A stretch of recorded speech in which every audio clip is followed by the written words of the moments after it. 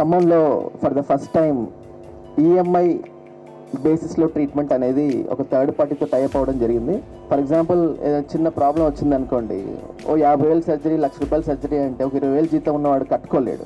So దాన్ని EMI బేసిస్లో కట్టుకునేలాగా ఒక థర్డ్ పార్టీతో టైప్ చేపించి మాట్లాడించి అది లాంచ్ చేయడం జరుగుతుంది ఇవాళ.